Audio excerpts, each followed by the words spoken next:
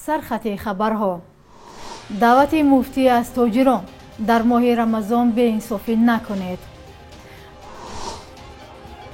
باز یک زنازنی در مسکو بیش از 100 مهاجر بازداشت شد و سرگذشت تلخی 3 یتیمی که پیوندانشان در افغانستان کشته شدند.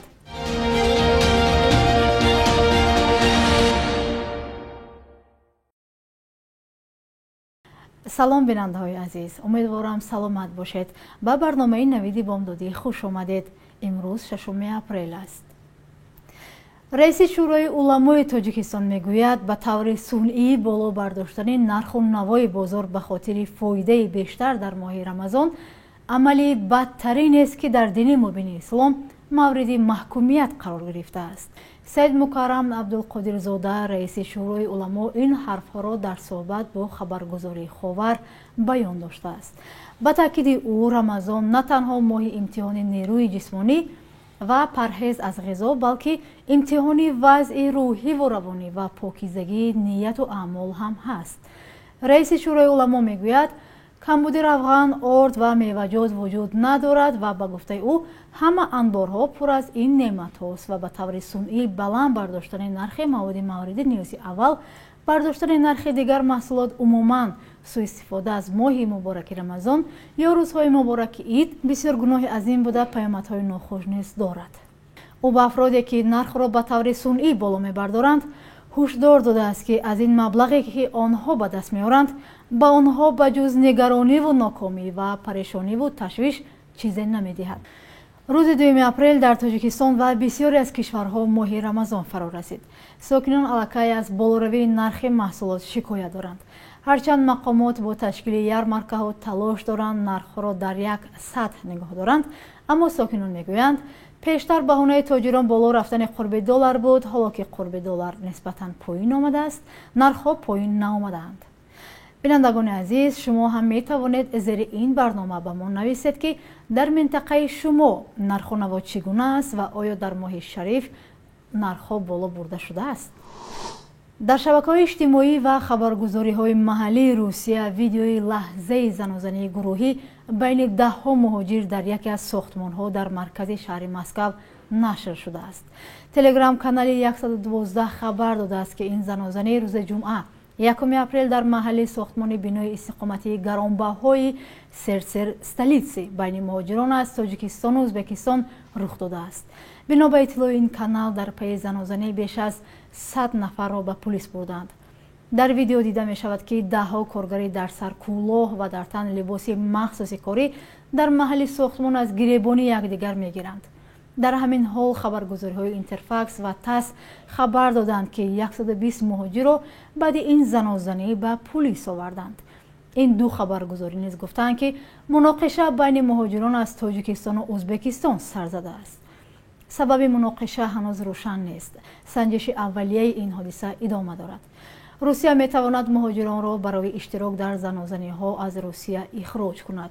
فرزندان یک عائله از ناحیه اسپیتامین شمال تاجیکستان که والدانش در جنگ های افغانستان شرکت کرده و هلاک شدند حالا به کمک بیشتری حکومتی محلی نیاز دارند. 3 نوروز را بعد هلاکت پدر و مادرش 3 سال پیش بابایش از افغانستان به زادگاهش آورد. امروز بابا و بیبی نفقه‌خوار از شرایط پست اقتصادیشان شکایت دارند. همکارم فرزان محمدی از روزگار این عائله مصیبت دیده گزارش تهیه کرده است. عبدالله، رحیمه و جمیله 3 نورسه که والدانش در جنگ‌های افغانستان کشته شدند حالا زیر پرستاری بابا و بیبی پدری خود قرار دارند. عبدالله و رحیمه را وقت خردسال بودند پدر و مادرش نجمیدین و مناجات به دولت‌های جنگ زده بردند و خواهرشان جمیله در پاکستان تولد شده است. 2 خواهر به سبب خردسالی وحشت جنگ را نمی‌توانند نقل کنند، ولی عبدالله که نسبتاً کلانتر است دهشت آن روزها را به یاد می‌آورد. زیاد جنگا میکردن دیگر نفر رو نمیدونم چی ها میشد. فقط زندگی ها ما رو چی میکردیم خلاصه زندگی کردن و حرکت میکردیم خلاص. نمیدونم پدرم مادرم برای چی وای جا رفتند.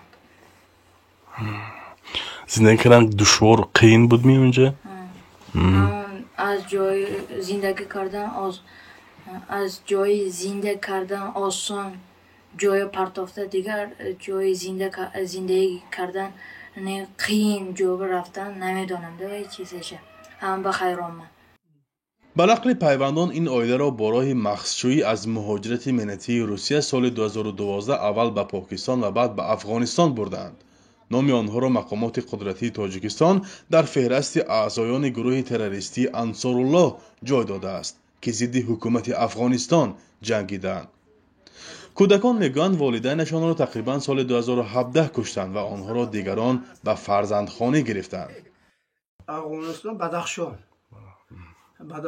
رفتم 2019 سال در روز همین جنده شدم کنسولگری همین افغانستاندگی تاجیکستان ویش که دیده کنسول کار میکرد دیگه بچه ها گده رفته همینجا گذاشته همین ها کدی سانی همین کنسول در روز وی کردم این های سانی باها گازدانان کده کیم ها کدی گازدانان کده نمیدونم من اکن کیم ها کده گازدانان کده سی کرد من نمیدونم ویشه من به دهم روز گرام دانده این بچه های عبدالله بغیر از تأثیر بدی روانیش از جنگ‌های افغانستان از دو پایش نیز محروم شده است.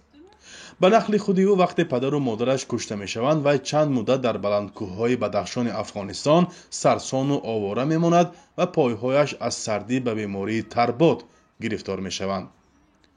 طبیبان افغان از زانو پایان آن را می‌برند. حالا از این نورسان یتیم مانده تنها عبدالله 275 سامانه نفقه معیوبی می‌گیرد. ولی بابا و بیبی بازنشسته نورسان میگویند به کمکی بیشتر نیاز دارند.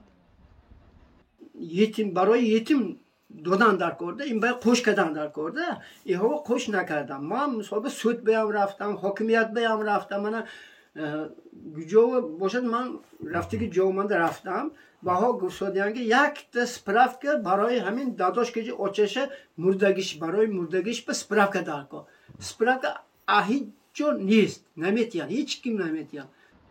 عبدالله هرچند برای کشته شدن والدانش به مقامات شهادت داده است ولی عدم سند مانع دریافت کمک پولی شده است. حالا این خانواده توسط جمعیت کمکرسان هلال احمر کوشش دارند سند فوت نجمیدین و مناجات را دسترس کنند. بنا به معلومات رسمی قبلی از جمله بیش از 110 ساکن منطقه شمالی تاجیکستان که در صفهای گروه رزمندگان تروریستی شرکت دارند 37 نفر را ساکن ناحیه سپتامین تشکیل می‌دهند. تنها از جماعت تقویت که زادگاه عائله هاشم و فانیس هست 11 نفر ثبت شدند. برخی از آنها همسر و فرزندانشان را نیز همراه خود بردند. فرزان محمدی، رادیو آزادی، ناحیه سپتامین. در فرودگاه کالتسوی شهری یکاترینبورگ روسیه کارمندان روسلخوزنادزور و گمرک کالتسوه از وارد کردن 2 کبوتر از تاجیکستان پیشگیری کردند. طور سامانه رئیست اداره نظارت بخطری غذای ولایت سوردلوف خبر می‌دهد یک مسافر از شهر خوجند کوشش کرده است که در باغچه دستیش پرنده ها را بدون اجازه اداره نظارت بخطری غذا به قلمرو روسیه وارد کند. با اطلاع منبع پرنده ها شهادتنامه بایطوری و یگان سند درباره بیماری ارنیتاز و گریپ پرنده نداشتند. با قرار روسلخوزنادزور یا اداره نظارت بخطری غذا با ورود این پرندگان به قلمرو روسیه اجازه داده نشد و هر 2 کبوتر را با پرواز نخستین به تاجیکستان پس فرستادند. مسافر را که کبوترها را همراهی میکرد در اساس کودسی حقوق و رانکنی‌های ماموری روسیه با جوابگری کشیدند که برای غیر قانونی به روسیه آوردن پرنده ها و حیوانات جریمه به مبلغ از 500 تا 1000 روبل را پیش بینی میکند. روسلخوزنادزور میگوید این مسافر از تاجیکستان ترتیب به قلمرو اتحاد گمرکی وارد کردن پرندگان را ویران کرده است. بخش یک روز تاریخ را در تهیه همکارمان نگار فضل‌الدین همراه میبینیم.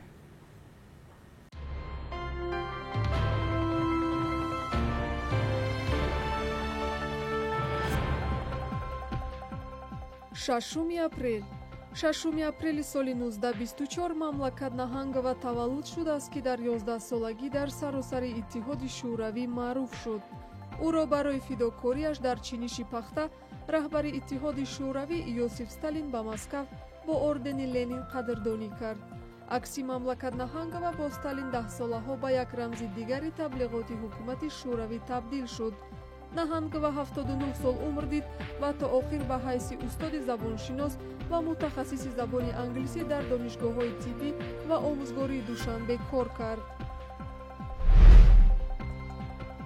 6 апрели соли 2013 Заид Саидов, собиқ вазири саноат ва соҳибкори муваффақи тоҷик аз таъсиси ҳизби сиёсӣ бо номи Тоҷикистони нав хабар дод.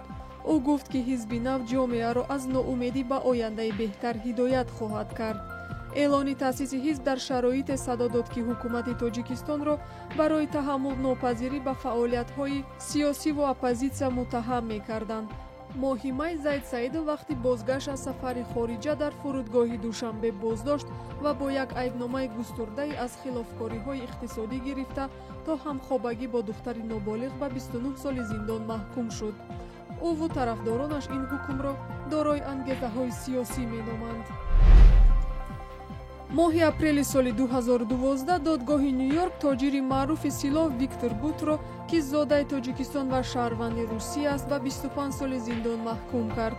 ӯ бо ҷурми қасди фурӯши мушакҳо ба террористон ва талоши куштани шаҳрвандони амрико маҳкум шуд. Виктор Бут худро бегуноҳ медонад. дар таҳияи сюжаи як филми Ҳолливуд таърихчаи фаъолиятҳои ин силоҳфурӯши ғайриқонунӣ истифода шудааст. бонки миллӣ арзиши қурби асъори хориҷиро барои имрӯз чунин таъин кардааст. 1000 рубли русӣ 149 сомониву 20 дирам ва 100 доллари амрикоӣ 1000 сомониву 250 сомонӣ муқаррар шудааст.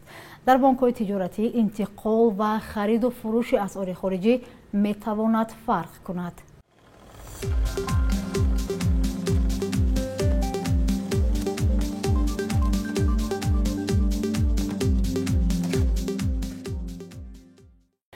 бинандагони азиз, ин буд барномаи навиди бомдодӣ.